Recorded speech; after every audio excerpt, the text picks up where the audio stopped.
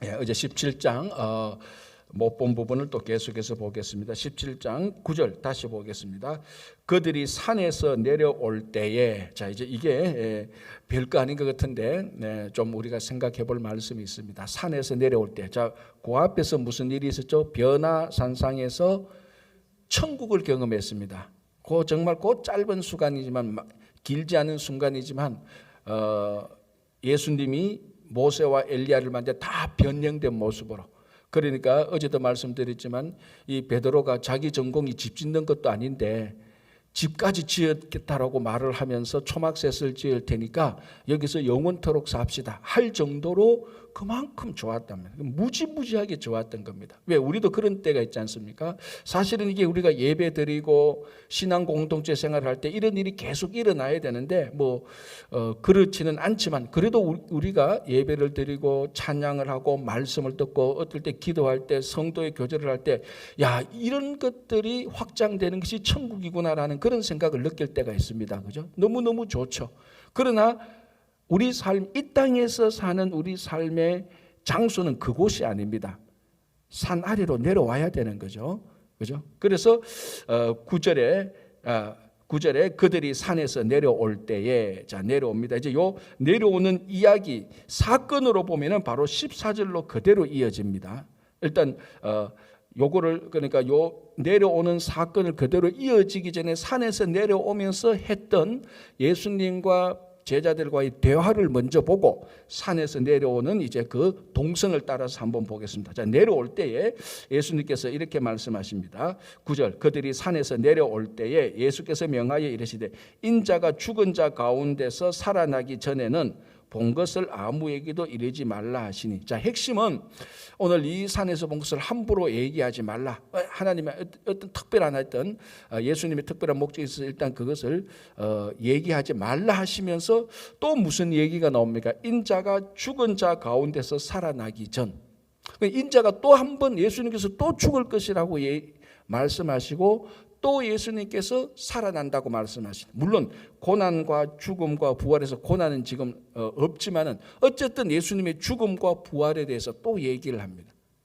앞에서도 베드로가 신앙 고백을 할 때 예수님께서 처음으로 고난과 죽음과 부활을 얘기하셨고, 산상수훈에서 변형된 예수님 모습, 변화산상에서의 경험 이후에 내려올 때 또 죽음과 부활을 얘기합니다. 자, 이게 선후를 보면은, 자 우리가 복음서를 볼 때 이 전체적으로 볼 필요가 있습니다. 굉장히 중요하죠. 왜? 우리는 그 한 패러그래프, 그 사건 하나만 보는데 그것도 중요하지만 이 사건이 앞의 사건과 뒤의 사건이 어떻게 연결되는가, 이게 굉장히 중요합니다. 자, 예를 들어서 우리가 소설이나 영화나 드라마를 볼 때 소설에 나오는 첫 문장 또는 영화나 드라마가 나올 때 첫 장면, 그거 별거 아닌 것 같아요. 그런데 나중에 좋은 소설, 좋은 영화는 그게 영화가 딱 끝났을 때 왜 그 장면을, 그 문구를 첫 문장으로, 첫 장면으로 했는지, 그게 마지막이 아니면 중간중간에 다 연결이 된다고. 그 구성이 치밀한 거죠. 그게 사실은 좋은, 이제 우리가 그 독자나 시청자가 보면, 그래서 저 장면이 나왔고, 그래서 첫 문장이 저거였고, 그래서 그 사람이 그때 그 얘기를 했는 게 이게 다 연결되는구나. 가만히 인생도 똑같잖아요. 오늘 별거 아닌 사건인데 이게 1년 뒤에 이게 가만히 보니까 다 연결되는, 그게 사실 인생이에요. 그리고 마태복음도 보죠. 우리가 성경을 볼 때도 성경 한 구절을 보는 것도 굉장히 중요해요. 이 한 구절을 깊이 묵상하는 것도 굉장히 중요해요. 그러나 이 중요한 말씀이 어떻게 다른 성경의 말씀과 연결되고 우리 인생과 연결되는가, 그래서 커넥션 되는 부분이 굉장히 중요합니다. 자, 마태복음은 누가 썼죠? 마태가 썼죠. 마태가 쓸 때 이 마태복음 1장에서 28장까지 아무 생각 없이 막 쓰지는 않는다고요. 마태복음을 쓸 때 예수님이 기록을 할 때 이런 기록 다음에 이런 기록 다음에, 자 그럼 마태복음의 저자 마태가 예수님이 이 땅에서 하신 말씀, 예수님께서 하신 사역을 전체 다 기록했나요? 아니라고요. 전체 다 기록 안 했다고요. 어떤 거는 빼고 어떤 거는 순서를 이렇게 조정해서 그 순서도 마태가 정한다고. 물론 성령께서 감동하셨지만 마태가 정한다. 그 정할 때 이 사건 다음에 이 사건 다음에 이런 말씀 다음에 또 저런 말씀 쭉 해서 마태복음이라는 한 작품이 나온다고요. 이게 복음서라는 거죠. 그러니까 앞에서 하신 말씀과 뒤에서 일어난 사건, 뒤에서 일어난 사건과 그 뒤에 하신 말씀, 이것을 같이 연결해서 보는 게 굉장히 중요한 것이랍니다. 그게 그래서 성경을 한번 쉽게 쭉 읽으면서 성경 전체의 내용을 이렇게 읽어가는 게 너무너무 중요한 거죠. 자, 이 부분도 예수님께서 베드로가 신앙 고백을 하는 걸 듣고 나서야, 그때서야 예수님께서 내가 고난받고 죽고 부활할 것이다. 신앙 고백을 듣고 나서야. 자, 신앙 고백이 뭡니까? 주는 그리스도시요 살아계신 하나님의 아들입니다. 예수님이 누군가가 확 드러났습니다. 우리가 흔히 잘 쓰는 말로 예수님의 정체성이 확 드러난 거죠. 자, 그리고 변화산상에서 예수님이 누군가가 확 드러났습니다. 변화산상은 모세와 엘리야를 만나서 구약을 완성시키는 정말로 완벽한 신적인 모습, 100% 신적인 모습이 변화산상에서 베드로, 야고보, 요한만 확 드러났습니다.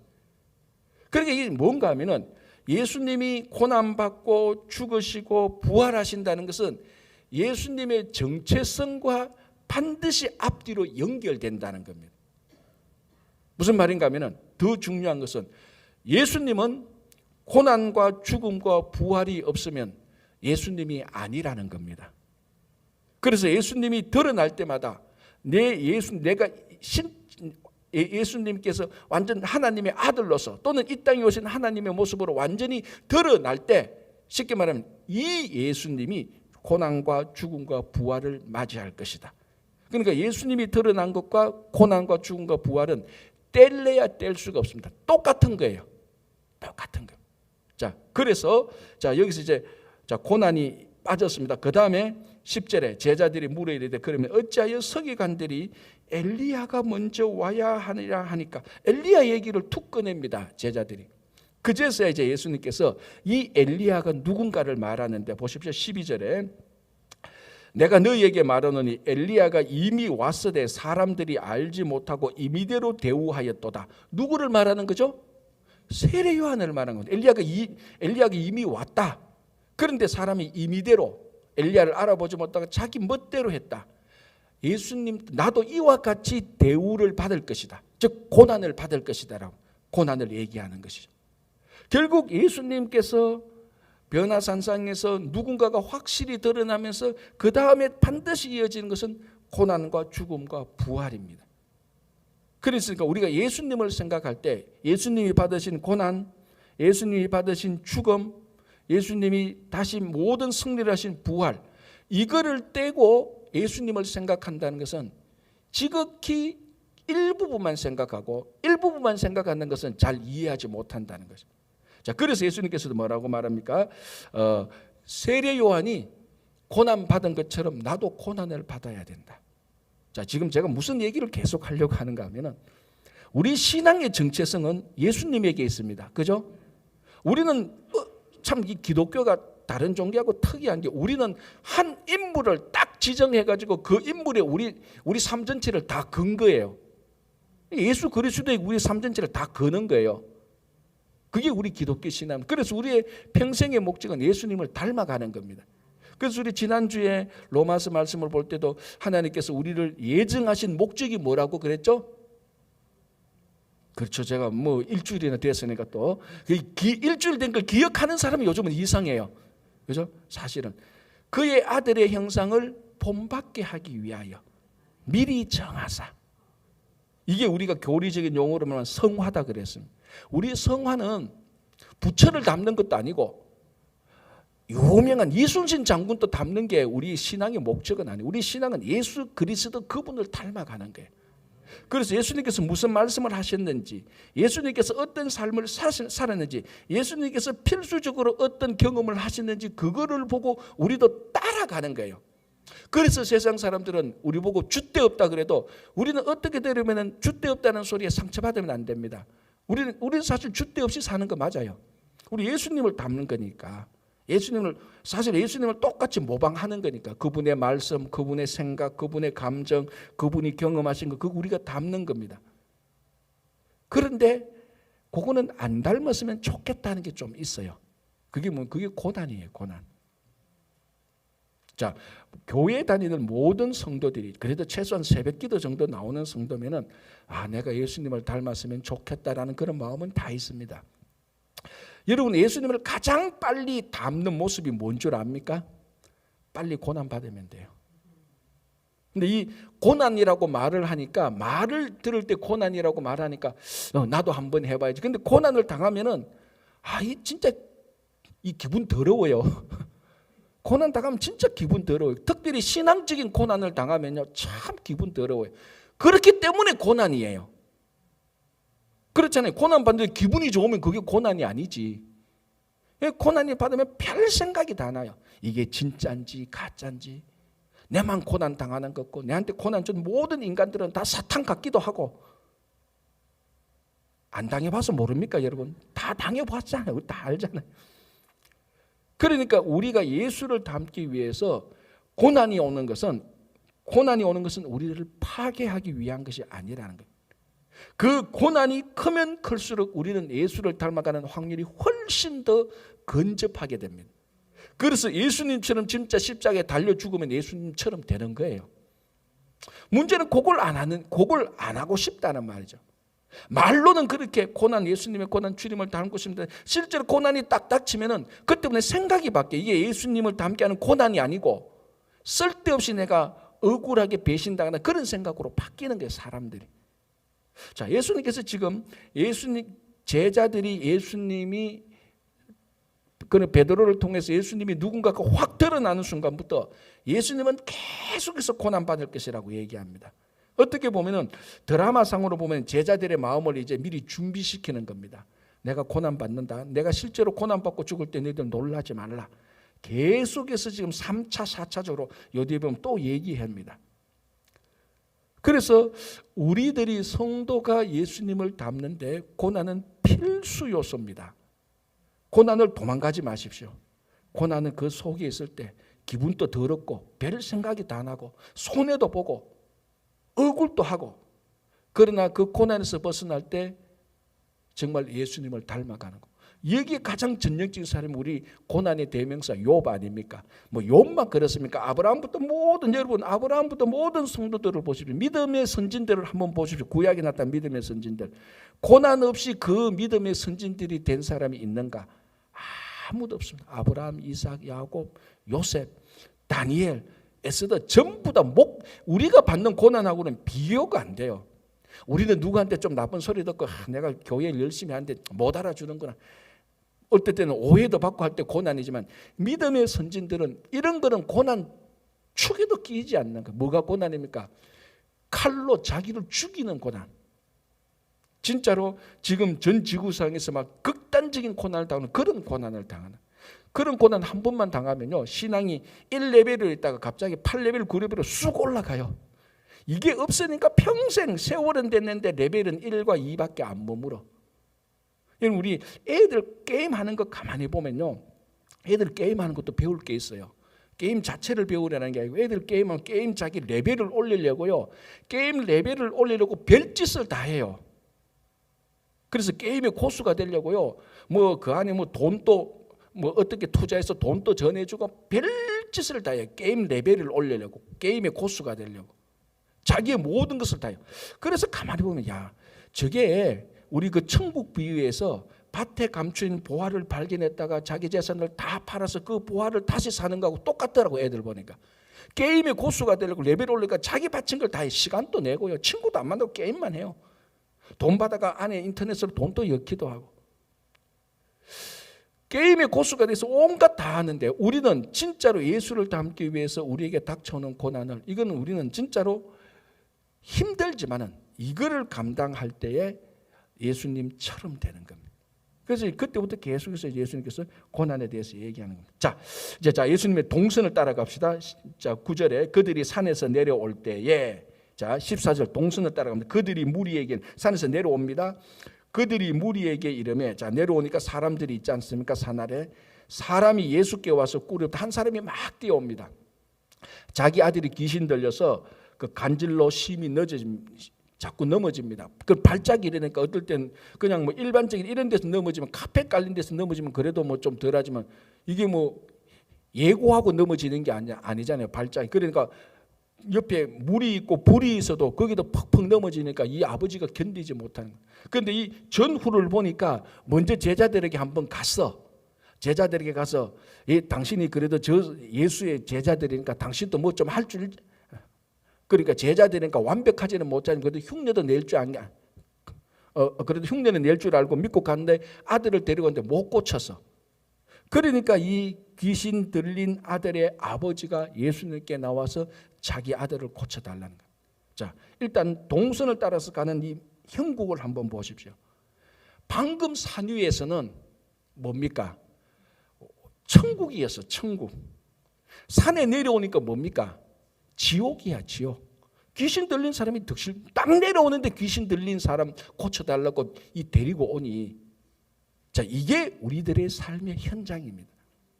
삶의 현장은 천국을 향하여 가고 있는 고난의 투성이에 살고 있는 우리들의 이 모습입니다. 그래서 교회의 사역은 산 위에서 이루어지는 것이 아니고 산 아래에서 이루어지는 거예요. 그래서 가끔 어떤 분이 그랬죠. 아이고 목사님, 교회가 왜 이래 문제가 많아요? 문제가 많지. 교회를 변화산상 위에 올려놓으면 문제가 없지. 교회가 변화산상 아래 지어놓으니까 귀신 들린 사람도 오고 별별 종류의 인간들이 다 오는 거죠. 여러분, 그게 교회예요. 그게 교회예요. 교회가 거룩하고 이쁘고 천사들이 있고 우리가 그런 모습을 계속해서 닮으려고 나아가고 있지만 현실적인 삶은 산 아래에 귀신 들린 사람이 와서 고쳐달라고 말하고 제자들이 못 고치고 실패하고 다시 예수님이 온 이런 복잡단단한 사람들이 모여 사는 곳, 그게 산 아래고 그게 우리 삶의 현장이고, 그런 사람들이 모여서 신앙생활하는 게 신앙 공동체고 그게 교회예요. 교회는 천국을 향하여 가고 있지만 천국의 모습으로 계속해서 담고 있지만 여전히 부족한 모습, 결핍된 모습이 있는 것이 교회라는 거예요. 그리고 교회가 그 안에서 사역을 해나가는 겁니다. 그래서 보십시오. 이 귀신 들린 사람이 와서 고쳐달라 하니까 못 고치는 겁니다. 제자들도 못 고치는 겁니다. 자, 17절. 예수께서 대답하여 이르시되 믿음이 없고 패역한 세대여. 자, 예수님께서 그 세대를 이미 2000년 전에 예수님께서 그 시대를 패역한 세대라고 봤습니다. 오늘도 똑같이 패역한 세대예요. 그때는 좋았고 오늘은 나빴고, 그때는 나빴고 오늘은 좋고, 그건 아닙니다. 애초부터 아담과 하와가 죄를 짓고 에덴 동산에서 나오고 가인이 자기 동생을 죽이는 순간부터, 여러분 사람 그렇잖아요. 제가 뭐 몇 번이나 얘기했지만 목사님 옛날에는 참 좋았어요. 요즘 너무 타락했어요. 여러분, 지구상의 인구가 4명일 때요, 살인사건으로 죽은 사람이 25%예요. 그렇잖아. 아담, 하와, 가인, 아벨 있는데 가인이 아벨 죽였으니까 25%가 다 살인으로 죽은 거예요. 통계적으로. 그만큼 이미 인간의 죄성이 타락했을 때 그런 죄성이 있다고요, 우리한테. 그래서 그게 계속해서 날아온 오늘날 세대인데 예수님께서 그때도 패역한 세대라고 합니다. 자, 중요한 것은 그러면 이 제자들이 귀신 들린 그 귀신 들려서 발작아들을 왜 못 고쳤습니까? 시대가 패역해서 그렇습니까? 아니죠. 시대가 패역한 게 아니죠. 믿음 때문이죠. 그래서 20절에 보십시오. 이르시되 너희 믿음이 작은 까닭이니라. 진실로 너희에게 이르노니 만일 너희에게 믿음이 겨자씨 한 알만큼만 있어도 이 산을 명하여 여기서 저기로 옮겨지라 하면 옮겨질 것이요 또 너희가 못할 것이 없느니라. 자, 18절 19절 보면은, 자, 그때 19절, 이때에 제자들이 조용히 예수께 나와 이르되, 요거는 제자들이 잘했어요. 그 귀신 들린 사람을 못 고친 것도 믿음이 없고 다 했는데, 우리가 이거 부족하다. 이거 막 떠벌리고 아니고 조용히 찾아와서 예수님, 우리가 뭐 잘못했어요? 요거는 잘한 것 같아요. 그러니까 예수님께서 조용히 말합니다.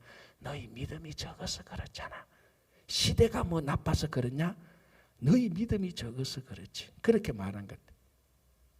여러분, 이 시대가 나빠서 우리가 뭐 이런 것 저런 것이 안 되고 우리가 신앙생활을 못해. 이 시대가 너무, 누가 그럽니다. 이런 시대에 참 신앙생활 하기 어렵다, 그런 분들 가끔 있어요. 제가 그 의미는 알아요. 의미는 충분히 알고 그 사람들 그렇게 표현하는 것에 그렇게 표현하면 그런 말도 안 해요. 그 의미는 아는데 뒤집어 보면은 시대가 이러니 신앙생활 하기 어렵다. 아니죠. 시대가 아무 상관없어요. 시대는 상관없어요. 신앙생활은 우리 믿음으로 하는 것이지, 시대가 이러니까 어렵고 저러니까 쉽고 그런 시대는 가인이 아벨을 죽이는 순간부터 한 번도 없었어요. 우리 믿음의 탓을, 신앙생활의 어려움의 탓을 패역한 세대에 돌리지 말고 내 안에 믿음이 있는가, 그걸 보는 겁니다. 예수님께서 우리한테 요구한 믿음이 큰 산과 같은 믿음이 아닙니다. 겨자씨만한 믿음만 있어도 된다. 여러분, 실제로 겨자씨 본 사람도 많을 것이고 사진을 통해서 봐서 많을 겁니다. 저는 안경 벗으면 겨자씨 안 보여요. 안경 벗으면 이렇게 딱 이래가 보이지, 안경 벗고 아무리 올려놨고 다른 사람 막 우겨도 제가 말할 겁니다. 거짓말 한다고 저는 말할 거예요. 저는 뭐 안경 벗으면 안 보이는, 그만큼 작은 거예요. 그러니까 예수님께서 우리에게 요구한 것은 큰 믿음도 아니었다고. 겨자씨만큼만 가지고 있어도 된다. 그럼 어떤 일을 하냐? 산을 옮길 수 있다는 겁니다. 그래서 이 패역한 시대에 시대 탓이 아니고 세대 탓이 아니고 정말 우리가 주님을 향한, 주님에 대한, 주님을 믿는 그런 겨자씨만한 믿음이 있어야 됩니다. 자, 22절 다시 또 나옵니다. 갈릴리에 모일 때 예수께서 제자들에게 이르시되 인자가 장차 사람들의 손에 넘겨져 죽임을 당하고 제3일에 살아나라. 완벽한 예수님의 십자가 고난과 죽음과 부활에 대한 시나리오가 완벽하게 나옵니다. 가장 정확한 표현입니다. 앞에서 두 번째 있는 표현하고 더 정확히 말합니다. 인자가, 자, 인자라는 말, 메시아라는 말이죠. 인자가 장차 사람들의 손에 넘겨져, 가룟 유다의 배신이 암시되어져 있습니다. 넘겨져 죽임을 당하고, 십자가에서 죽임을 당하고 제3일에 살아나니라. 넘겨지고 죽임을 당하고 다 수동형입니다. 살아나는 건 능동이에요. 하나님께서 살리시고 살아나는 거죠. 그래서 하니까 이번에는, 자, 공식적으로 처음에 예수님께서 고난 당하고 죽음 당하고 부활할 것이라고 말했을 때는 첫 번째 공식적인 반응은 어땠습니까? 대표격이 되는 베드로가 항변했습니다. 그렇죠? 그런 일이 일어나서는 안 됩니다라고 항변하면서 그 항변에는 어드바이스적인 성격이 있어요. 제자가 예수님에게 어드바이스하는 그런 성격으로 항변했어요. 첫 번째. 공식적으로는 이게 두 번째입니다. 요 아까 산에서 내려올 때도 그런 말씀은 하셨긴 하셨지만 더 완벽하게 고난과 죽음과 부활이 그대로 이어진 이 사건을 말해서 이게 두 번째입니다. 그런데 이제는 제자들이 어떻습니까? 제자들이 매우 근심하더라. 예수님께서 계속 이런 말씀을 하시네. 이거 진짜, 그러면 우리 선생님 고난 받고 죽으면 어떻게? 이 아직까지도 가만히 보면 부활의 초점을 못 맞추는 거예요. 고난과 죽음이 너무 큰 거예요. 이 고난 죽음 당하면 어떻게? 부활한다. 우리가 부활한, 우리 선생님은 그러니까 부활도 사실은 안 믿은 거예요. 부활을 확실히 믿었다면 근심할 게 없죠. 그러니까 매우 근심했다는 겁니다. 자, 그러면은 지금 예수님께서 우리에게 말합니다. 너희들이 고난을 받을 것이다. 우리는 여러분 어떻게 반응합니까? 주님, 그렇게 하지 마십시오. 저 고난 많이 이제 됐어요. 베드로처럼 그렇게 항변할 겁니까? 아니면은 또 걱정되네, 이렇게 할 겁니까? 아니면 고난이 또 오는구나, 내가 또 예수님을 더 닮아가는구나. 그때 여러분 이렇게 저렇게 반응 보이던 다가올 고난은 옵니다. 그래, 그 고난을 받고 매우 근심하지 말고, 매우 예수님에게 항변하지 말고, 매우 오는 고난을 우리가 진짜 받을 때, 그게 믿음으로 받을 때, 그 고난이 끝나고 나면 정말로 예수님을 닮고 욥의 고난이 끝나고 난 다음에 하나님께서 욥에게 복을 준 그런 일들이 또 우리에게 다가오는 것입니다. 여러분, 일반적인 사람을 만나도요, 어려움을 당하면 일반적인 사람이 좀 생각이 든 사람은 그럽니다. 일이 끝나면 좋은 일이 있을 거야.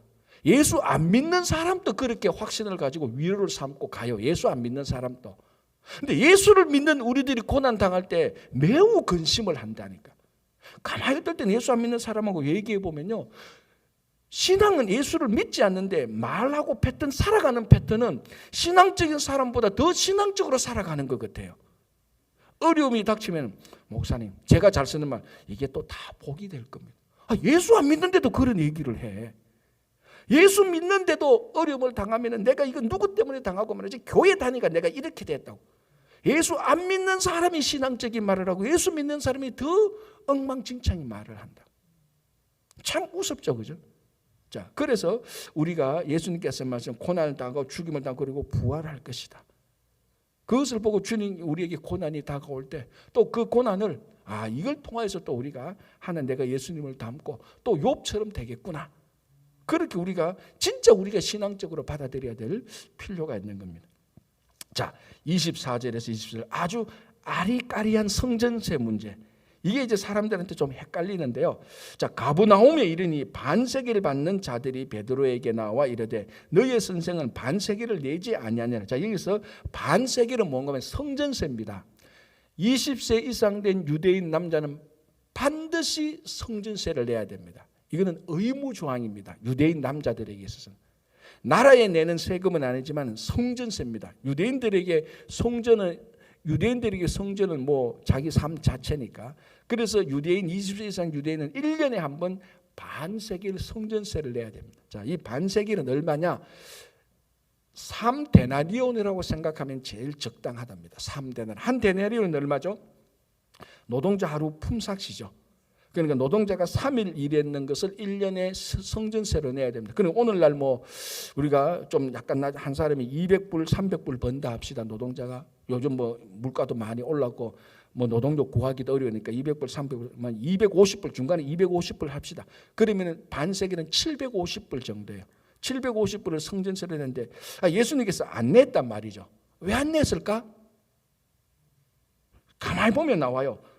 성전의 주인이 자기인데 하나님의 아들인데 안 냈다. 뭐 이건 안 중요해요. 그래서 이 나와서 성전세를 어쨌거나 안 냈습니다. 뭐 재정이 안 좋으니까 못 냈을 수도 있어요. 어쨌든 안 내니까 야 너희 선생은 왜 성전세를 안 내냐 하니까 제자들이 와서 성전세 냅시다. 이제 그 대화가 나오는 거 25절에 이르되 내신다고 집에 데려가니 예수께 먼저 이르시되 자 제자들이 하니까 이제 말합니다. 그 성전세에 관해서 시몬아 너 생각은 어떠하냐? 세상 임금이 누구에게 관세와 국세를 받느냐? 누구에게 관세와 국세를 받느냐? 자기 아들에게냐 타인에게냐? 자, 성전세 말고 일반세를 말합니다. 일반세를 말하면서 그때에 자, 한 나라가 세금을 매길 때 자기 아들에게 세금을 매기나 왕자는 세금 안 냅니다. 그죠? 뭐 그 사람 백성들 타인에게 세금을 내라 그죠? 아들에게 세금을 내지는 아들이 그 나라에 세금을 안 낸다. 그런 자 다 그러면서 이렇게 말합니다. 베드로가 이르되 타인에게니이다. 예수께서 그렇다면 아들들은 세를 면하리라. 자, 일반세를 보면은 일반세의 왕자들은 세금을 안 낸다. 내가 하나님의 아들인데 하나님의 집인 성전의 아들인 나 그리고 성전의 주인인 낸데 내가 어떻게 세금을 내느냐? 요 말이 담겨 어떻게 성전세를 내는 요 말이 담겨. 요게 핵심입니다. 자, 그러면 성전세를 내고 안 내고가 핵심입니까? 아니죠. 뭐가 핵심입니까? 예수님이 누군가 하는 게 핵심이죠. 누구냐? 이 성전의 주인이다. 예수님이 하나님의 아들이다. 그런데 어떻게 성전세를 내겠느냐? 지금 핵심은 요거예요. 그러면서 예수님께서 일반세 내는 것을 예를 들어서 말합니다. 자, 요까지만 말했으면 우리가 그렇게 어려웠는데 27절이 이제 그렇습니다. 그러나 우리가 그들이 실족하지 않게 하기 위하여 너가 바다에 가서 낚시를 던져 먼저 오르는 고기를 가져 입을 열면 돈 한 세겔을 얻을 것이니 가져다가 나와 너를 위하여 주라.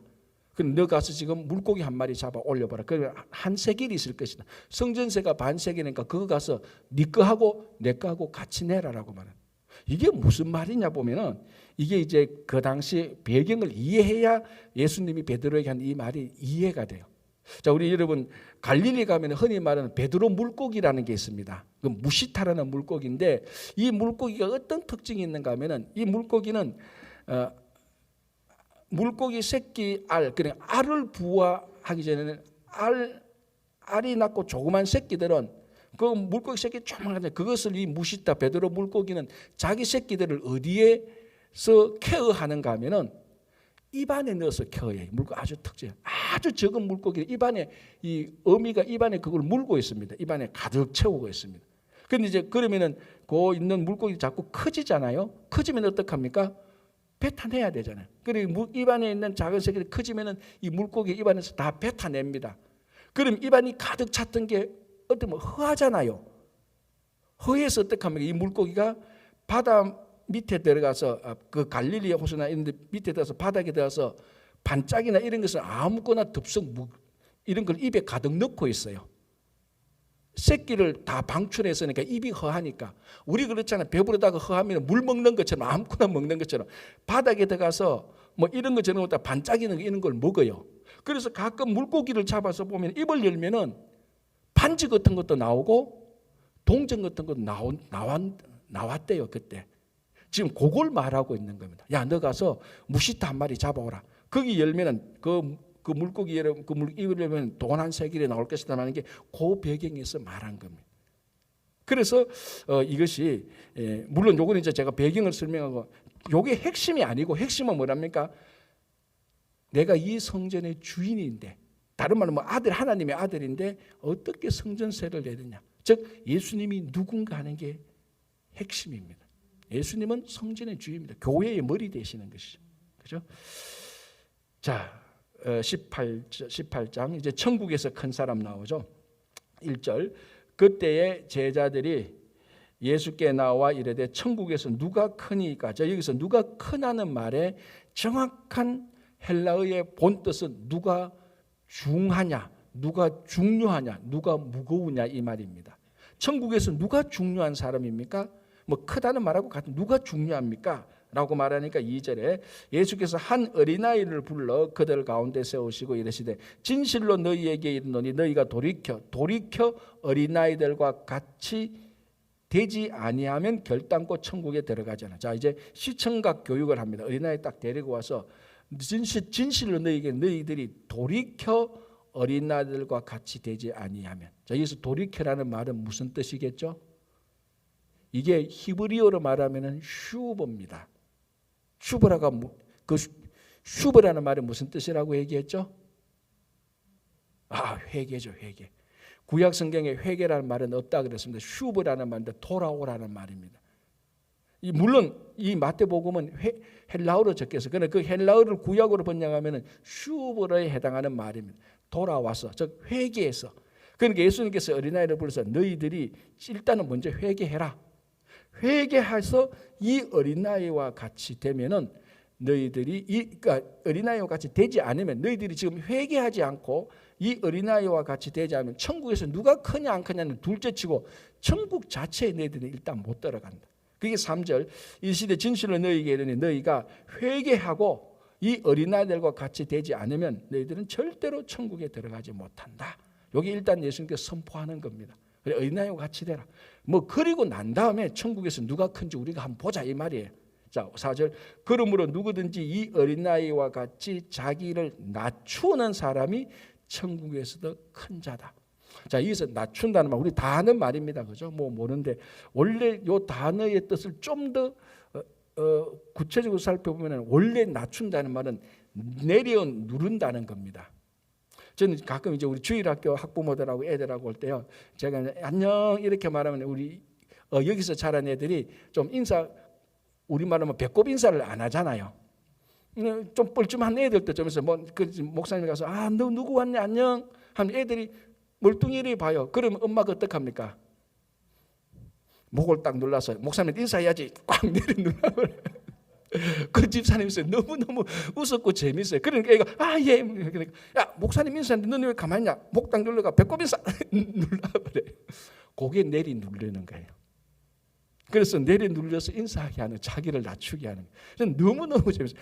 누구 안녕 그러면은 너 왜 가만히 있냐? 목사님 인사하는데 인사해야지. 탁 목 잡고 꽉 눌러면 얼떨결에 인사를 하게 돼요. 그렇게 내려서 누르는 거 그게 낮추는 겁니다. 여기서. 우리는 우리 스스로를 내려서 눌러야 돼요. 부처께서 나를 올리는 게 아니고 부처께서 나를 올리는 것은 예수님께서 해주시는 것이고 우리는 우리 스스로를 계속해서 내려 눌러야 되는 겁니다. 이게 뭐 심리적으로 강박하고 급박 이런 게 아니고 우리는 계속해서 우리 자신의 교만을 눌러야 되고 분노가 올라오면 또 내려 눌러야 되고 또 막 이상한 감정이 생기면 내려 눌러야 되고 계속해서 이렇게 내려 누르는 자기를 낮추는 사람이 천국에서 중요한 사람이다. 자, 그럼 우리 실제적인 말로 해봅시다. 교회에서 중요한 사람이 누굽니까? 뭐 어렵습니까? 자기 자신을 내려누르는 사람이 교회에서 큰 사람이죠. 목사님이 있고 장로님이 있고 그건 직분이고 직분상으로 이렇게 정리된 것이고, 이 교회가 하나님의 나라를 볼 때 하나님께서 보실 때 우리 천국에서 가장 하나님께서 보실 때 중요한 사람은 누구냐? 우리가 스스로 자꾸 우리 자신을 내려누르는 겁니다. 이런 생각, 교만한 생각 내려놓고 막 화가 나면 그것도 내려눌러야 되고, 막 다른 사람을 막 해코지 하려고 막 음모를 꾸면 그거 다 내려눌러야 됩니다. 그게 교회에서 가장 큰 사람입니다. 가장 중요한 사람.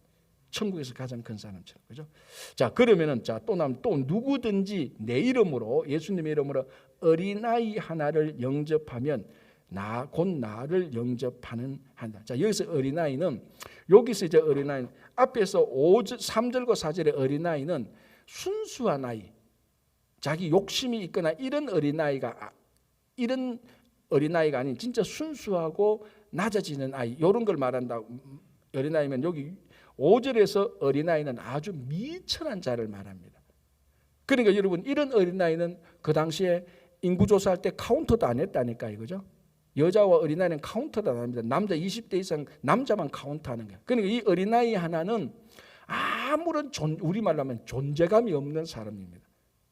그래서 오병이어 때 안드레가 어린아이 하나가 가져온 그 오병이어는 아주 미천한 아이 하나가 아주 미천한 음식을 가져왔다는 그걸 의미하는 겁니다. 여기서도 어린아이 하나는 아주 미천한, 자, 이런 아이를 영접하는 사람은 그 당시에 없어요. 자, 여러분도 누구 대접하자 그러면은 딱 나옵니다. 내가 뭐 큰 은혜를 받아서 대접하는 경우, 아니면 이 사람과 관계를 맺으려고 대접하는 경우, 어쨌든 대접할 때는 뭔가 이유가 있습니다. 내가 이 사람한테 은혜를 받았기 때문에 보상, 아니면 보상도 없는데 저 사람하고 내가 좀 관계를 맺으면 좋겠다. 그래서 그런 차원에서 대접, 뭔가 모르게 대가 또는 다른 뭔가가 있는 가운데서, 그게 연결된 가운데서 대접을 하지. 그런 차원에서 보면은 어린아이를 영접할 이유는 하나도 없습니다. 그런데 천국에서는 이런 어린아이 하나를 영접하면 어떤 대가성, 투자성, 투기성이 아닌 순수하게 이 어린아이가 약하구나, 연약하구나 해서 대접을 하면은 그게 바로 예수님을 영접한 거하고 마찬가지다. 이런 사람이 천국에서 큰 사람이다 라고 예를 하는 겁니다. 자, 그럼 반대로, 자, 5절 볼게요. 5절 다시, 또 누구든지 내 이름으로 이런 어린아이 하나를 영접하면 곧 나를 영접하면. 6절, 누구든지 나를 믿는 이 작은 자 중 하나를 실족하게 하면. 자, 이렇게 어린아이 하나를 실족하게 하는 일은 굉장히 많았습니다. 제자들 때 한번 그렇죠. 예수님께서 말씀 전에 어린아이들이 오니까, 우리 말하니까 어린아이들은 가라, 애들은 가라. 애들을 실족하고, 그때 예수님께서 뭐라고 합니까? 왜 어린아이들을 가게 하느냐? 어린아이들 다 불러 모았습니다. 그거하고 마찬가지로 이 작은 자 중에 하나를 실족하게 하면은 너희들이 안 된다 이 말이 아니고 뭡니까? 차라리 연자 맷돌이 거목에 달려서 깊은 바다에 빠뜨려지는 것이 낫다. 그러니까 작은 어린아이 하나도 실족하게 하면 안 된다는. 이게 우리 신앙 공동체에서 어쩌면 제일 중요하게 우리가 생각해야 되는 말이잖아요. 행동이잖아요. 내 말과 태도와 행동이 저 사람에게 실족하게 하느냐. 여러분, 우리 공동체에서는 이걸 의식적으로 계속해서 생각하고 있어야 돼요.